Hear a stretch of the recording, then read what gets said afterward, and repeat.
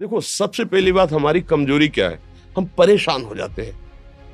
संसार में देखो तो परेशान, परमार्थ की तरफ देखो तो हम परेशान हो। ये हमारा आदत स्वभाव बन गया परेशान होना। थोड़ा सा धैर्यवान बनो, गंभीर बनो।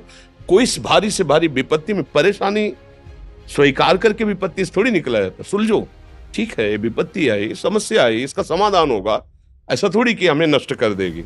अगर अभी हमारी बड़ी हानि हो जाती है, हम कल इससे बड़ा लाभ प्राप्त कर सकते हैं। हमको एकदम बिल्कुल गंभीर रहना है, इतने कमजोर नहीं बन जाना। अब वो गए तो क्या होगा, अब वो वस्तु गई तो क्या, पद गया तो क्या होगा। प्रयास किया था, ये पद मिला था, इससे बड़ा पद प्राप्त करूंगा, मैं इससे बड़ा महान बनूंगा। ठीक है, एक बार गिर गया, गलती हो गई, दंड भोगूंगा, फिर इससे ज्यादा संयम में रहूंगा। बिल्कुल मतलब एकदम फ्रेश दिमाग रखना चाहिए।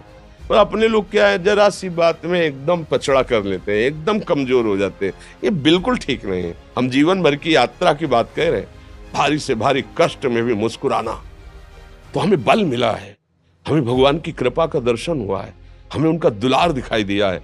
अगर ऐसे तो भाग जाते, फिर परमार्थ में थोड़ी चलना होता है।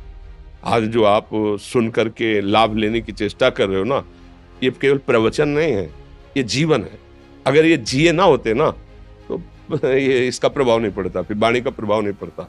हम इसीलिए कहते हैं, जैसे आप लोग एकदम परेशान हो जाते हैं जब बोलो, क्या हमसे ज्यादा परेशानी होगी?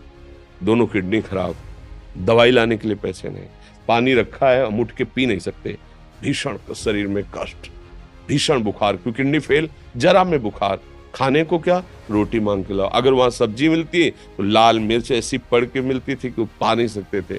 आप सोचो, पानी लाना है तो मुझे लाना है, पीना है तो मुझे पीना है।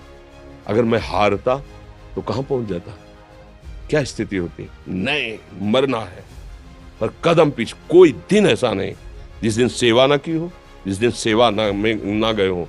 गुरु जी की सेवा में जाना है, पहले अपने को स्वस्थ साबित करना है, नहीं वो सेवा नहीं लेंगे। तुम बीमार हो, तुम कष्ट में, वैसे उनकी दृष्टि बड़ी शांत है। उनकी सेवा की, आके लेट गए, फिर हिम्मत की, अपनी श्री जी की सेवा की, मधुकरी नहीं गए, 3-3 4-4 दिन भोजन नहीं गए, पर सेवा नहीं छोड़ा, दिनचर्या नहीं छोड़ी। और उसका प्रधान कारण संयम, ब्रह्मचर्य, भगवत आश्रय, नाम जप, कभी हारने नहीं दिया।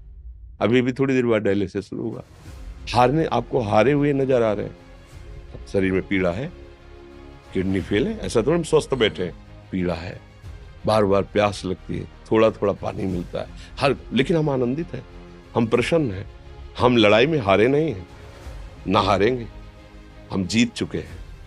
हम अपने मालिक के भरोसे में अपना सब बात, तो वो, ये हम अपनी बड़ाई नहीं बता रहे, हम आपको बता रहे समस्या। सोचो, तुम्हारे पास तो माँ है, भाई है, बहन है, परिवार है, कोई ना कोई तो है ना। मेरा किसी ने कभी जीवन में ध्यान भी नहीं दिया। क्यों? बचपन से बाबा जी बन गए, किसी से प्यार नहीं, किसी से संबंध नहीं, कोई जानकारी नहीं, हम कहाँ हैं, वो कहाँ, किसी से कोई मतलब नहीं। अच्छा, जवान साधु कौन श्रद्धा करे? कभी गांव जाने की हिम्मत नहीं पड़ती कि रोटी मांग ले, पता नहीं लोग क्या सोचेंगे, क्या भावना कर ले। हम दरवाजे पे खड़े हैं, क्या कैसी भाव, जो हमारे सामने आकाश वृत्ति से आया यौवन अवस्था में, वही पाया, अन्यथा भूखे रह गए। जब हम हर समय अपने को विवेक के द्वारा सावधान रखे, तो हम कभी निराश नहीं हुए, कभी उदास नहीं हुए, कभी ऐसा नहीं लगा कि यार हम दुखी, कभी नहीं लगा। उसी का फल है कि उस सुख का संकेत मिल गया जहां दुख की निशानी भी नहीं। वही उसी के बच्चे हो, हम सब उसी धातु से बने हुए हैं। हम इतना क्यों परेशान हो जाते हैं? हम ये देखते हैं, अपने लोग थोड़ी बात बिगड़ गई परेशान, नहीं बिगड़ी तो बिगड़ जाने की संभावना में परेशान है। आज सुख है, लेकिन कल सुख छिन जाएगा, तो हम आज के सुख में सुखी ना होकर कल के दुख की आने की संभावना में हम भयभीत हो। मतलब क्या हमारी सोच रह गई? हमको इतना बलवान बनना है कि सुख और दुख दोनों हमको छू न सके। भारी से भारी सुख की व्यवस्था है तो अहंकार नहीं, हर्षित होकर किसी का अपमान न करे कि हम धनी, हम पदाधिकारी, अमुक। भारी से भारी दुख आया तो हमें किसी के सहयोग की जरूरत नहीं, हम फिर अपने कदम बढ़ाएंगे, हम फिर जुड़ी हुई अपनी भावनाओं को सजाएंगे। मस्त जीवन एकदम। तुम अविनाशी के बच्चे हो। शेर का बच्चा भेड़ों के बीच में फंसकर म्यों म्यों बोल रहा है, बस अगर दहाड़ना सीख जाए तो कोई भी उसे परास्त नहीं कर सकता।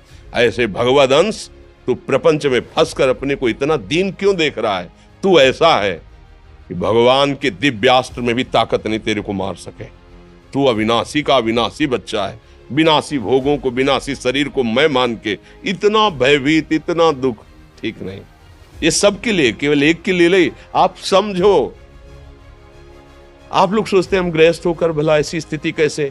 जनक जी सुखदेव जी के गुरु हैं और राजा हैं, महल है, रानियां हैं, नौकर है, चाकर। क्या सुखदेव जी जिनके शरीर में लंगोटी भी नहीं है, दिगंबर, परमहंस, परमहंस के गुरु हैं जनक जी जो राजा हैं। समझो आप ऐसा ना सोचे कि हम नौकरी कर रहे हैं, हम संसार में, हम गृहस्थ हैं, हम आध्यात्मिक की ऊंचाई पर नहीं चढ़ सकते। नहीं, आप एक सरकारी नौकरी या आप किसानी या व्यापार करते हुए आप एक अध्यात्म की ऊंचाई में चढ़ सकते हैं। और अध्यात्म ही है जो तुम्हें इस माया के दुख सुख से ऊपर उठा सकता है। दूसरा, चाहे जितनी संपत्ति आ जाए, आप सुखी नहीं हो सकते। सब देख लो, आंख खोल के देख लो। अध्यात्म ही है जो तुम्हें हर कष्ट सहकर मुस्कुराकर जीने का रास्ता बता देगा कि आप आनंदित हो जाओगे। कुछ नहीं बिगड़ा। अध्यात्म है तो कुछ नहीं बिगड़ा, अध्यात्म नहीं है तो कुछ नहीं बना, कुछ हाथ नहीं लगने वाला।